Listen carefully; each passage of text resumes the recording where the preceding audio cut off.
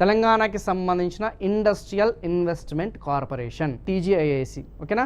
ఇప్పుడు ఎవరైనా సరే మన తెలంగాణ రాష్ట్రంలో పెట్టుబడులు అనేది గమ్యస్థానంగా మారాలి అంటే, పెట్టుబడులు అనేది ఆకర్షించాలంటే ఏ పారిశ్రామికవేత్త అయినా సరే ఏం ఆలోచిస్తాడు?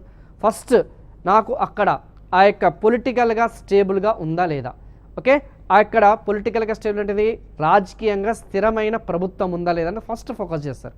తర్వాత సెకండరీ థింగ్ వచ్చేసరికి ఆ యొక్క పరిశ్రమలు ఏర్పాటు చేయడానికి కావాల్సిన నాకు మానవ వనరులు అంటే హ్యూమన్ క్యాపిటల్, స్కిల్డ్ లేబర్ ఎవరైతే ఉన్నారో నైపుణ్యం గల కార్మికులు ఉన్నారా లేరా అనేది ఫస్ట్ చూసుకుంటారు. తర్వాత వచ్చేసి అక్కడ ఆ యొక్క రిసోర్సెస్, న్యాచురల్ రిసోర్సెస్, సహజ వనరులు అనేది కలిగి ఉన్నాయా లేదా.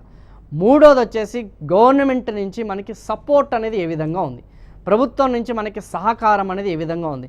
వీళ్ళు రెడ్ కార్పెట్ వేస్తున్నారా లేదంటే ముళ్ళ కార్పెట్ వేస్తున్నారా, పరిశ్రమల్ని వీళ్ళు అట్రాక్ట్ చేసే పాలసీస్ ఉన్నాయా, పరిశ్రమల్ని వీళ్ళు రిజెక్ట్ చేసే పాలసీస్ ఉన్నాయి. ఇది మూడోది చూస్తారు. అలా చూసుకుంటే మనకి పరిశ్రమలన్నీ కూడా చూసుకుంటే తెలంగాణ రాష్ట్రంలో రెడ్ కార్పెట్ అనేది వేస్తున్నాము. ఆల్రెడీ దావోస్ నుంచి 40,000 కోట్లు వరల్డ్ ఎకనామిక్ ఫోరం కింద సీఎం రేవంత్ రెడ్డి గారు మొన్న రీసెంట్గా అటెండ్ అయ్యి 40,000 కోట్ల విదేశీ పెట్టుబడులు అనేది మన తెలంగాణ రాష్ట్రానికి తీసుకురావడం జరిగింది.